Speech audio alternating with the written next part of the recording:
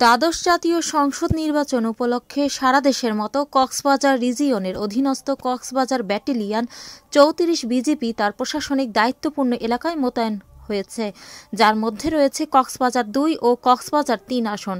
নির্বিঘ্নে ভোট প্রদান নিশ্চিত করতে কক্সবাজারের মহেশখালী উপজেলার ২টি বেস ক্যাম্পে ৬ প্লাটুন, ঈদগাঁও উপজেলায় একটি বেস ক্যাম্পে ৫ প্লাটুন ও কক্সবাজার সদর উপজেলায় একটি বেস ক্যাম্পে ৬ প্লাটুন সহ সর্বমোট ১৭ প্লাটুন বিজিবি মোতায়েন করা হয়েছে। বিজিবি সদস্যরা শান্তি শৃঙ্খলা রক্ষা এলাকাগুলোতে টহল জোরদার করেছে। ৩৪ বিজিবির operation officer major Anwar Hossain জানিয়েছেন, সংবিধান সমুন্নত রাখার লক্ষ্যে একটি সুষ্ঠু এবং অবাধ নির্বাচন সম্পন্ন করার জন্য বিজিবি বদ্ধপরিকর।